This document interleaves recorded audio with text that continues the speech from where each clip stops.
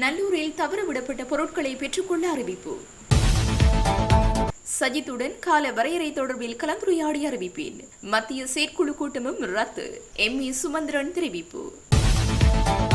ஜனாதிபதி தேர்தல் விஞ்ஞாபனங்களை ஆராய்ந்து எதிர்வரும் 15ஆம் தேதி அறிக்கையொன்றை வெளியிட உள்ளோம். மாவை சேனாதிராஜா தெரிவிப்பு.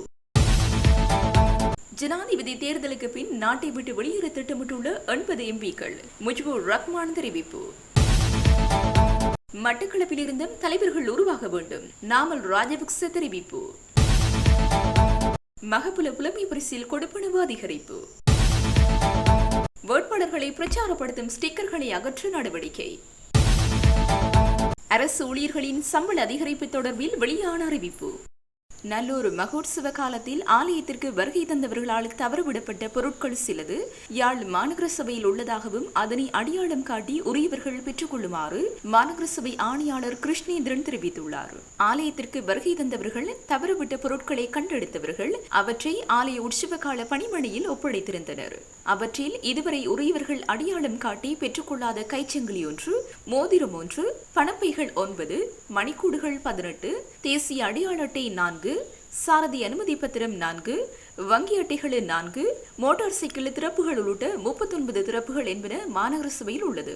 இவற்றை உரிமையாளர்கள் உரிய ஆதாரங்களை உறுதிப்படுத்தி மாநகர சபை நிர்வாக கிளையில் அலுவலக நேரத்தில் 11ஆம் தேதி தொடக்கம் அக்டோபர் மாதம் 10ஆம் தேதி வரை பெற்றுக்கொள்ளலாம் என யாழ் மாநகர சபை ஆணையாளர் அறிவித்துள்ளார்.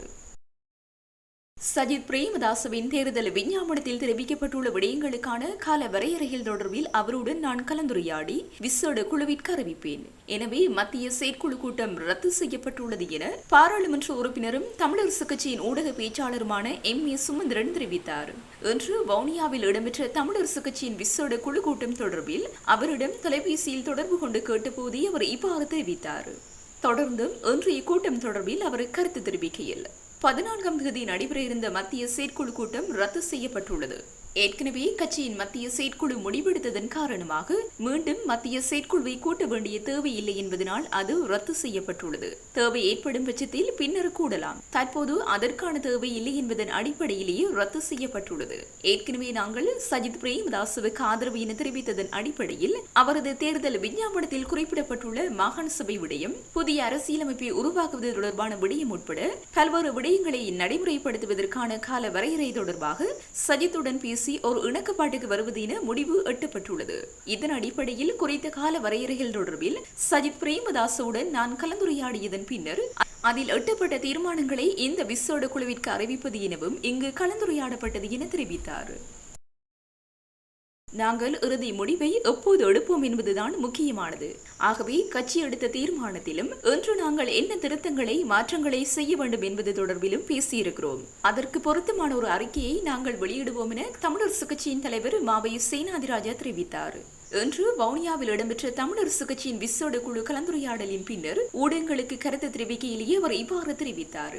அவர் தொடர்ந்தும் தெரிவிக்கையில், இந்த தேர்தலில் எங்களுடைய மக்கள் எவ்வாறு வாக்களிக்க வேண்டும், என்ன அடிப்படையில் வாக்களிக்க வேண்டும் என்பது தொடர்பிலும் அதற்காக எங்களுடைய கட்சி ரீதியான கொள்கை, எங்களுடைய இனப்பிரச்சினை தீர்வு, சமஷ்டி சுய நிர்ணய அடிப்படையிலான தீர்மானங்கள், அதன் அடிப்படையில் தயாரிக்கப்பட்ட வேட்பாளராக உள்ள சஜித் பிரேமதாசவின் கருத்துக்கள், தேர்தல் அறிக்கை விடயங்களையும் நாங்கள் கருத்திற்கொண்டு அதில் எங்களுக்கும் அவருக்கும் இணக்கம் ஏற்படக்கூடிய விடயங்களை அடையாளப்படுத்தி நாங்கள் எதிர்வரும் 14 அல்லது 15ஆம் தேதிக்கு முன்னதாக எங்களால் தயாரிக்கப்பட்ட ஒரு அறிக்கையை பொதுமக்களுக்காக வெளியிட உள்ளோம். இந்த தேர்தல் தொடர்பில் கொள்கை அடிப்படையிலும் இனத்தின் விடுதலை அடிப்படையாகவும் அதேவேளை சஜித் பிரேமதாசவின் தேர்தல் அறிக்கையில் தெரிவிக்கப்பட்டுள்ள விடயங்கள் சார்பாகவும் அது தொடர்பில் எங்களுடைய கருத்துக்கள் என்ன என்பது தொடர்பிலும் அந்த அறிக்கையை நாங்கள் வெளியிட இருக்கின்றோம். ஆகவே இந்த 5 அடங்கிய குழு மீண்டும் கூடி அந்த அறிக்கையை பத்திரிகையாளர்களுக்கும் பொதுமக்களுக்கும் வெளியிடுவோம். ஒரு தமிழினத்தின் அரசியல் தலைவர் என்ற ரீதியிலும் ஒரு பிரதான கட்சியினுடைய தலைவர் என்ற ரீதியிலும் உங்களுடைய கட்சி சஜித் பிரேமதாசவை தெரிவு செய்திருக்கின்ற நிலையில் நீங்கள் ரணில் விக்ரமசிங்கே வெற்றி பெற வேண்டும் என்று கூறுகின்றமை தமிழ் மக்களுக்கு மாறுபட்ட கருத்துக்களை சொல்வதாக இருக்காதா என ஊடகவியலாளர் கேட்டபோது நான் ஒருபோது மாறுபட்ட கருத்துக்களை கூறவில்லை. நான் ஆரம்பத்தில் கட்சி கூட்டத்தில் கலந்து கொள்ளவில்லை. அவர்களது தீர்மானத்திற்கான விளக்கம் என்ன என்று தேவைப்பட்டிருந்தது. ஆகவே அந்த நேரத்தில் சொன்ன கருத்து கட்சி எடுத்த தீர்மானத்தை நாங்கள் ஆராய்ந்து எவ்வாறு மக்கள் மத்தியில் முன்வைப்பது என்பது பற்றி தான் நான் சொல்லியிருந்தேன். வேறொரு விதமான கருத்தை நான் சொல்லவில்லை. பத்திரிகைகள் ஒரு தலைப்புச் செய்தியை கண்டுபிடித்து வெளியிட்டதை நான் மாறுபட்ட கருத்துக்களை வெளியிடுவதாக பரப்புவது பிழையானது. ஆகவே கட்சியினுடைய கூட்டத்தில் நான் பங்கு பெற்ற முடியாத நிலையில் வெளியிட்ட கருத்தை கட்சியுடன் பேசுவதற்கு நாங்கள் இன்றும் 3வது முறையாக கலந்துரையாடி இருக்கின்றோம். ஆகவே நாங்கள் இறுதி முடிவை எப்போது எடுப்போம் என்பதுதான் முக்கியமானது.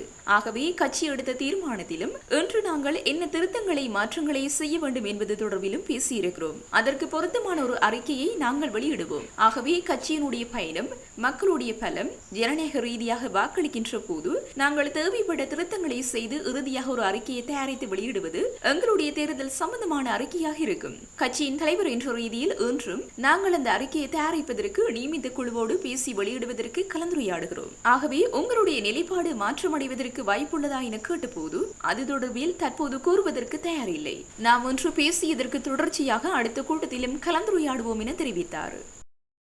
யாழ்ப்பாணத்தில் இடம்பெற்ற மோட்டார் சைக்கிள் விபத்தில் கால்பாதம் துண்டாடப்பட்டு ஒருவர் படுகாயமடைந்துள்ளார். யாழ்ப்பாணம் காங்கேசந்துறை வீதியில் சுன்னாகம் பகுதியில் இன்று குறித்த விபத்து இடம்பெற்றுள்ளது. இந்த விபத்தில் மோட்டார் சைக்கிள் சாரதியின் கால் மோட்டார் சைக்கிளின் செயினுக்குள் அகப்பட்டு பாதம் துண்டாடப்பட்டுள்ளது. விபத்தினை அடுத்து காயப்பட்டவரை அவ்விடத்தில் இருந்தவர்கள் மீட்டு நோயாளர் காவு வண்டியில் யாழ் போதனா வைத்தியசாலைக்கு அனுப்பி வைத்துள்ளனர். இந்த நிலையில் விபத்து சம்பவம் தொடர்பில் சுன்னாகம் போலீசார் விசாரணைகளை முன்னெடுத்துள்ளனர். 2023 ஆண்டுக்கான கல்வி பொதுத்தராதர சாதனந்தர பரீட்சை பெறுபவர்களை 2023 ஆண்டுக்கான கல்வி பொதுத்தராதர சாதனந்தர பரீட்சை பெறுபவர்களை விரைவாக வெளியிடுவதற்கு நடவடிக்கை எடுக்கப்பட்டுள்ளதாக பரீட்சைகள் திணைக்களம் தெரிவித்துள்ளது. பரீட்சை பெறுபவர்களை வெளியிடுவதற்கான இறுதிக்கட்ட பணிகள் தற்போது மேற்கொள்ளப்பட்டு வருவதாக பரீட்சைகள் ஆணையாளர் நாயகம் அமித் ஜெயசுந்தர தெரிவித்துள்ளார். இம்முறை சாதனதர பரீட்சையில் 3,87,648 பாடசாலை பரீட்சார்த்திகளும் 65,331 தனியார் பரீட்சார்த்திகளும் தோற்றியிருந்தனர். எமது அரசாங்கத்தில் அதிவேக வீதிகள் மட்டக்களப்பு மாவட்டத்திற்கு கொண்டுவரப்படும். இதன் மூலம் கிழக்கு மாகாண சுற்றுலாத்துறை அபிவிருத்திகள் முன்னேற்றம் அடையும். மட்டக்களப்பில் இருந்தும் தலைவர்கள் உருவாக வேண்டும். அதற்கு நான் உதவி செய்வேன் என பொதுஜன பெரமுனவின் ஜனாதிபதி வேட்பாளர் நாமல் ராஜபக்ச தெரிவித்துள்ளார். மட்டக்களப்பில் இன்று நடைபெற்ற தேர்தல் பிரச்சார கூட்டத்தில் கலந்து கொண்டு உரையாற்றும் போதே அவர் இவ்வாறு குறிப்பிட்டார். இதன்போது அவர் மேலும் தெரிவிக்கையில், கிழக்கு மாகாணம் எனது தந்தையின் காலத்திலேயே அதிகமான அபிவிருத்திகளை கண்டது. தெற்கில் மேற்கொள்ளப்படுகின்ற அபிவிருத்திகளை போன்று கிழக்கிலும் மேற்கொள்ளப்பட வேண்டும். எமது அரசாங்கத்தில் அதிவேக வீதிகள் மட்டக்களப்பு மாவட்டத்திற்கு கொண்டுவரப்படும் என நான் உறுதியளிக்கின்றேன். இதன் மூலம் கிழக்கு மாகாண சுற்றுலாத்துறை அபிவிருத்திகள் என்பன முன்னேற்றம் அடையும். இங்குள்ள விவசாயம், மீன்பிடி, கைத்தொழில் என்பனவற்றிற்கு ஏற்றுமதி மூலம் உலக சந்தையில் தொழில் வாய்ப்பு ஏற்படுத்தி கொடுக்கப்படும். எங்களுக்கு தேவை இந்த நாட்டை அபிவிருத்தியுடைய நாடாக மாற்ற வேண்டும் என்பதே. இங்குள்ள இளைஞர்களுக்கு பலமான எதிர்கால உருவாக்க வேண்டும் என்பதே எமது நோக்கமாகும். இங்குள்ள அரசியல்வாதிகள் இனமத ரீதியான பணிகளை முன்னெடுத்து வருகின்றனர். ஏற்பட உள்ள மாற்றத்தினை பற்றி புலியான தகவல்களை வழங்க முடியாது. இவர்களுக்கான நல்ல ஒரு எதிர்காலத்தை என்னால் வழங்க முடியும் என உறுதி கூறுகின்றேன்.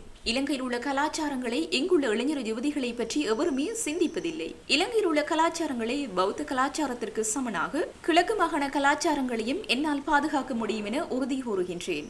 வெளிநாடுகளுக்கு செல்லும் இங்குள்ள இளைஞர்கள் ஏமாற்றப்படுகின்றனர். இதற்கான நிரந்தர தீர்வை என்னால் பெற்றுத்தர முடியும். கடந்த காலங்களில் மக்கள் கஷ்ட காலத்தை கடந்து வந்துள்ளதுடன் இனவாதிகளின் செயற்பாடுகளுக்கு முற்றுப்புள்ளி வைக்கப்பட்டுள்ளது. தேர்தல் காலங்களில் இனவாதம், மதவாதம் அதிகரிக்கின்றது. பிரிவினையுடைய அரசியலை நான் முன்னெடுப்பதில்லை. நான் முடியுமானவற்றை மட்டுமே கூறுவேன். இங்குள்ள உங்களுடைய திறமைகளை பாவித்து வெளிநாடுகளைப் போல் வியாபாரம், விவசாயம் என்பனவற்றில் முன்னேற்றம் அடைந்து தொழில்நுட்பத்துடன் கூடிய அறிவை பெற்று வீட்டுக்கு உதவுமாறு நான் அழைப்பு விடுக்கின்றேன். இந்த தேர்தலில் வெற்றி பெற உதவுமாறு புதிய தலைவர்கள் உருவாக வேண்டும் என நான் எதிர்பார்க்கின்றேன். மட்டக்களப்பில் இருந்தும் தலைவர்கள் உருவாக வேண்டும். அதற்கு நான் உதவி செய்வேன். இந்த சின்னத்திற்கு வாக்களிக்குமாறும் உங்களிடம் வேண்டுகிறேன். சிந்தனையுடைய இளைஞர்களை உங்களது எதிர்காலத்தை திட்டமிட அழைப்பு விடுக்கின்றேன் என அவர் மேலும் தெரிவித்தார். அரசு ஊழியர்களின் சம்பள அதிகரிப்புக்கு அமைச்சரவை அங்கீகாரம் வழங்கவில்லை என்று வெளியான செய்திகள் பொய்யானவை என அரசாங்கம் தெரிவித்துள்ளது. இதனை ஜனாதிபதி ஊடகப் பிரிவு இன்று வெளியிட்டுள்ள அறிக்கையின் மூலம் உறுதிப்படுத்தியுள்ளது. அரசு சேவையில் உள்ள சம்பள முரண்பாடுகளை கையாள்வதற்காக நியமிக்கப்பட்ட நிபுணர் குழுவின் இடைக்கால அறிக்கையானது நிதி பொருளாதார ஸ்திரப்படுத்தல் மற்றும் தேசிய கொள்கை அமைச்சர் என்ற வகையில் ஜனாதிபதியினால் கடந்த மாதம் 12ஆம் தேதி அமைச்சரவைக்கு சமர்ப்பிக்கப்பட்டுள்ளது. இதனை அமைச்சரவை பரிசீலித்து அங்கீகரித்துள்ளதுடன் 2025ஆம் ஆண்டை அடிப்படை ஆண்டாக கருதி அனைத்து அரசு ஊழியர்களுக்கும் ஒவ்வொரு 3 வருடங்களுக்கு ஒருமுறை திருத்தத்திற்குட்படும் வகையில் 25,000 ரூபாய் மாதாந்த வாழ்க்கை செலவு கொடுப்பனவை வழங்க தீர்மானிக்கப்பட்டுள்ளதாக சுட்டிக்காட்டப்பட்டுள்ளது. எதிர்வரும் ஜனாதிபதி தேர்தலுக்கு பின்னர் 80 முக்கிய அமைச்சர்கள் மற்றும் பாராளுமன்ற உறுப்பினர்கள் நாட்டை விட்டு வெளியேற தயாராகி வருவதாக ஐக்கிய மக்கள் சக்தியின் பாராளுமன்ற உறுப்பினர் முஜிபுர் ரஹ்மான் தெரிவித்துள்ளார். ஊடகங்களுக்கு கருத்து தெரிவிக்கும் போது அவர் இதனை தெரிவித்துள்ளார். அவர் மேலும் தெரிவிக்கையில், ஜனாதிபதி ரணில் விக்ரமசிங்கவின் பேச்சாளர்களாக செயற்பட்ட அமைச்சர்கள் மற்றும் முக்கிய நபர்கள் நாட்டை விட்டு வெளியேற உள்ளதாக கூறியவர், ரணில் விக்ரமசிங்கவின் உண்மை தன்மையை அவர்கள் உணர்ந்துள்ளதாக தகவல்கள் வெளியாகியுள்ளன. தாம் ஸ்ரீலங்கா பொதுஜன பெரமுனவை இழந்துவிட்டதாகவும் ஜனாதிபதியுடன் தொடர முடியாது என்பதை உணர்ந்து தற்போது குறுக்கு வழியில் நிற்கின்றார்கள் என்றும் தமது செயற்பாடுகளுக்காக வருந்துகின்ற சிலர் உணர்ந்துள்ளனர். இவர்களில் சுமார் 80 பேர் ஏற்கனவே விசாவை பெற்றுக் கொண்டுள்ளதாக தெரிவித்த அவர், ரணில் விக்ரமசிங்கவின் பாதுகாவலர் இல்லை என்பது தங்களுக்கு தெளிவாக தெரிந்துள்ளதாகவும் தெரிவித்தார். தேசிய மக்கள் சக்தியின் வேட்பாளர் அனுருகுமார திசாநாயக்கவின் வெற்றிக்காக செயற்படுவதற்கு மாத்திரமே ஜனாதிபதி அவர்களை பயன்படுத்துகின்றார் என்பதையும் குழு உணர்ந்துள்ளதாக பாராளுமன்ற உறுப்பினர் ரஹ்மான் மேலும் தெரிவித்தார். ஜனாதிபதி தேர்தலில் போட்டியிடும் வேட்பாளர்களுக்கு இருக்கும் அச்சுறுத்தல்கள் குறித்து தொடர்ச்சியாக புலனாய்வு அறிக்கைகளை பெற்றுக் கொண்டுள்ளதாக பொதுமக்கள் பாதுகாப்பு அமைச்சு தெரிவித்துள்ளது. குறித்த புலனாய்வு அறிக்கைகளின் அடிப்படையில் வேட்பாளர்களின் பாதுகாப்பு உறுதிப்படுத்தப்படும் என அமைச்சு குறிப்பிட்டுள்ளது.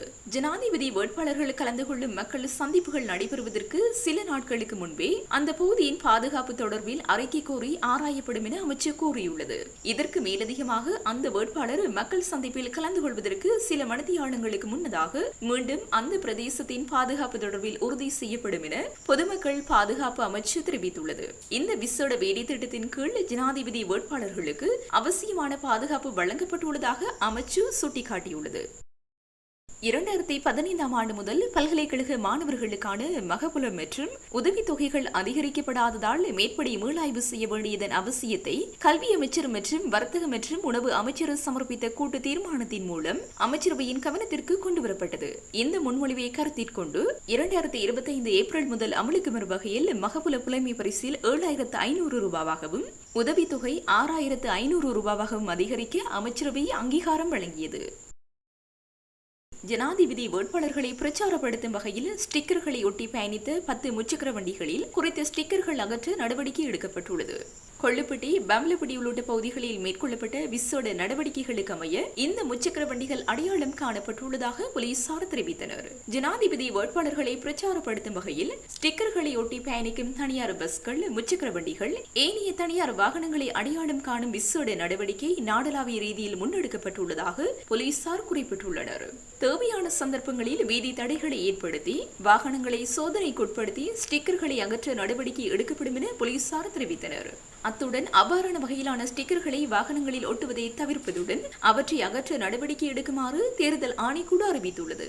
இவ்வாறான நடவடிக்கைகள் 1981 ஆண்டு 15ஆம் இலக்க ஜனாதிபதியை தேர்ந்தெடுப்பதற்கான சட்டத்தின் 74வது சரத்திற்கு அமைவாக குற்றமாகும் என தேர்தல்கள் ஆணைக்குழு சுட்டிக்காட்டியுள்ளது. அக்டோபர் 20ஆம் தேதி வரை மிகவும் அத்தியாவசியமான நபர்கள் மாத்திரம் தமது வெளிநாட்டு கடவுச்சீட்டுகளை பெற்றுக்கொள்ள வருமாறு பொது பாதுகாப்பு அமைச்சர் டிரான் அலஸ் வேண்டுகோள் விடுத்துள்ளார். இது தொடர்பில் அவர் மேலும் தெரிவிக்கையில், பாஸ்போர்ட் டெண்டரை வாங்கிய நிறுவனத்திற்கு அக்டோபர் 20ஆம் தேதிக்கு முன்னர் சிப்லெஸ் பாஸ்போர்ட்கள் வழங்கப்படும். அதன்படி கடவுச்சீட்டை வழமை போன்று அச்சிட முடியும். குடிவரவு திணைக்களம் 2003ஆம் ஆண்டு முதல் 20 வருட காலத்திற்கு 11 மில்லியன் வெற்று கடவுச்சீட்டு புத்தகங்களை வழங்கியுள்ளதாகவும் லத்திரனியல் கடவுச்சீட்டுகளை வழங்க வேண்டியதன் காரணமாக உள்நாட்டு மற்றும் வெளிநாட்டு நிறுவனங்களிடமிருந்து பாஸ்போர்ட்டுகளுக்கான டெண்டர் கோரப்பட்டுள்ளதாகவும் டிரான் அலஸ் தெரிவித்தார். அதன்படி ஒரு வெற்றி புத்தகம் ஒன்றுக்கு 5.6 அமெரிக்க டாலர் என்ற விலையில் வழங்கிய 3 நிறுவனங்களில் இருந்து தேர்ந்தெடுக்கப்பட்ட நிறுவனத்திடமிருந்து 5 லட்சம் பாஸ்போர்ட் புத்தகங்களை வாங்க முடிவு செய்யப்பட்டுள்ளதாக அவர் வலியுறுத்தினார். இந்த நிறுவனத்தின் ஆர்டர் நவம்பர் மாதமே வரவிருந்ததாகவும், ஆனால் பாஸ்போர்ட் காலியாக உள்ளதால் எலக்ட்ரானிக் சிப் இல்லாத கடவுச்சீட்டுகளை விரைவில் வழங்குமாறு கோரியதாகவும் டிரான் அலஸ் தெரிவித்தார். இதேவேளை வெளிநாட்டு கடவுச்சீட்டுகளை பெற்றுக் கொள்வதற்காக அண்மைய நாட்களாக நீண்ட வரிசையில் நிற்கும் மாபியா ஒன்று செயற்படுவதாகவும் அவர் சுட்டிக்காட்டியுள்ளார்.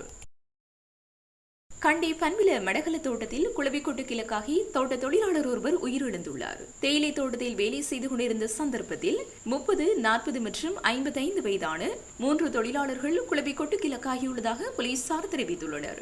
இதனையடுத்து குறித்த மூவரும் மடகல பிரதேச வைத்தியசாலையில் அனுமதிக்கப்பட்ட நிலையில் 55 வயதான ஆண் தொழிலாளர் சிகிச்சை பலனின்றி உயிரிழந்துள்ளதாக வைத்தியசாலையின் அதிகாரியொருவர் தெரிவித்தார். ஏனைய இருவரை நிலைமை கவலைக்கிடமானதாக இல்லை எனவும் அவர்கள் தொடர்ந்தும் சிகிச்சை பெற்று வருவதாகவும் வைத்தியசாலையின் அதிகாரி மேலும் தெரிவித்துள்ளார்.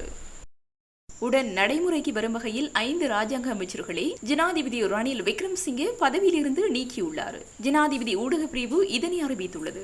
ராஜாங்க அமைச்சர்களான கீதா குமாரசிங்க, சசீந்திர ராஜபக்ச, அமித் தேனுக விதானகமிகே, பிரசன்ன ரணவீர மற்றும் டிபி சானக் ஆகியோரை இவ்வாறு பதவியிலிருந்து நீக்கப்பட்டுள்ளனர். அரசியலமைப்பின் 47(3)A பிரிவின் கீழ் உள்ள ஜனாதிபதியின் அதிகாரத்திற்கமைய இவர்கள் பதவி நீக்கப்பட்டுள்ளதாக ஜனாதிபதி ஊடக பிரிவு குறிப்பிட்டுள்ளது.